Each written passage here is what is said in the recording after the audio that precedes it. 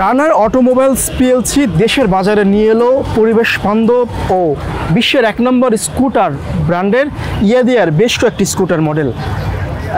আমি যে স্কুটারের সামনে দাঁড়িয়ে আছি এটি সিটি 60 মডেলের একটি স্কুটার, চার্জিং ইলেকট্রিক একটি স্কুটার।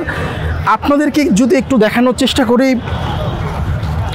এই সিটি 60 রাইড B1 লিমিটেড এটি হচ্ছে এই ইয়াদিয়ার একটি স্কুটার, এবং এখানে যদি আপনাকে দেখানোর চেষ্টা করি, body dimension, ground clearance, motor DC brushes, rated power, peak power, electrical, battery capacity, main range, dashboard, headlight সহ বিভিন্ন অপশন কিন্তু এই স্কুটারগুলোতে আছে। এবং এইখানে রানারের দায়িত্বে যারা আছেন তারা এই স্কুটারের সম্পর্কে যেমনটি বলেছেন যে এইসব স্কুটার 20 মিনিটে 80% পর্যন্ত চার্জ কিন্তু হবে, এবং একবার চার্জ দিলে এইসব স্কুটার 100-110 কিলোমিটার পর্যন্ত রান করবে।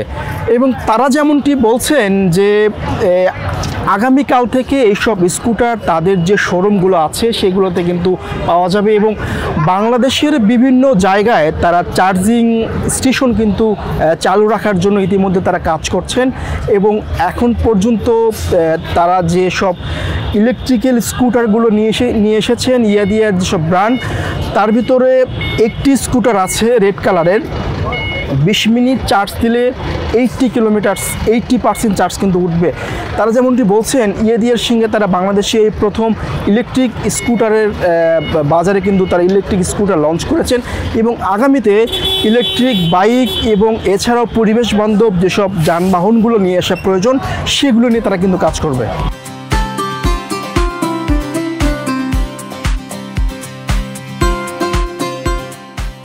টেস্ট করলেন, কেমন লাগলো? আসলে টেস্ট করলাম, ভালো লাগছে, খারাপ লাগেনি, সমস্যা হয়নি। আসলে আমি দেখতেছিলাম যে এটা আসলে মানে কিভাবে কি করলে ভালো হয় আর কি, মানে কিভাবে চালাবো, কিভাবে এটা রিয়াটা কতটুকু, এটা দেখলাম, ভালোই লেগেছে।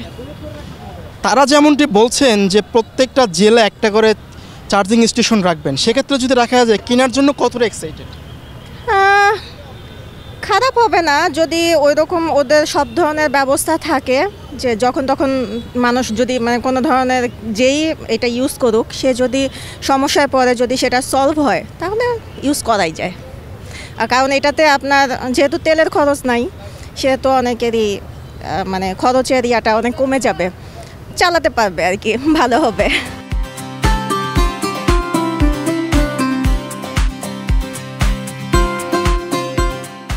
বাইক তো চালালাম, কিন্তু আমরা যারা মূলত ইঞ্জিন বাইক চালাই তাদের জন্য একটু কষ্ট হয়ে যাচ্ছে। কারণ হচ্ছে যখন আমি থ্রটলটা দিচ্ছি, থ্রটলটা দিয়ে তো রেডি পিক আপ আছে, বাট থ্রটলটা যখন আমি কমায় দিচ্ছি তখন হঠাৎ করেই কমে যাচ্ছে, একদম বাইকের স্পিডটা কমে যাচ্ছে।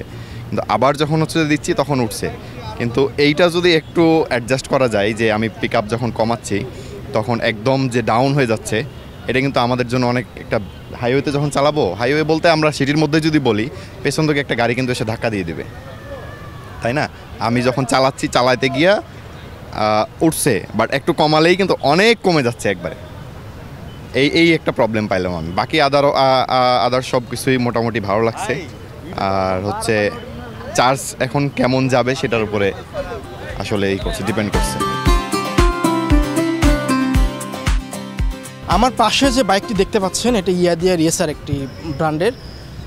এইখানে টেস্ট করার জন্য কয়েকটি মডেলের আসলে স্কুটার দেওয়া হয়েছে। আমার পাশে একজন আসি, তিনি টেস্ট করেছেন, আমার তার সাথে একটু কথা বলবো। আপনি তো টেস্ট করলেন, কেমন দেখলেন? আসলে আমার কাছে তো ভালোই লাগলো, ফার্স্ট টাইম তো। এখনও ওইভাবে টেস্ট করা হয় নাই, যদিও টেস্ট করার জন্য নিয়েছি মাত্র। এখন দেখা যাক কেমন লাগে, অল্প একটু চালাইছি মাত্র। তারা যেমনটি বলছেন দেশের বিভিন্ন অঞ্চলে তারা চার্জিং স্টেশন করবেন, সেক্ষেত্রে তাদের যদি পরিকল্পনা বাস্তবায়ন করা হয়, কেনার জন্য কতটা আপনি আগ্রহী? আসলে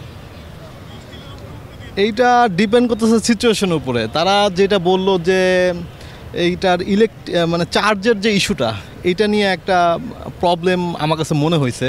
তো এইটা যদি সলভ আউট হয়, দেন আমার কাছে মনে হয় এটা বেটার অপশন হতে পারে।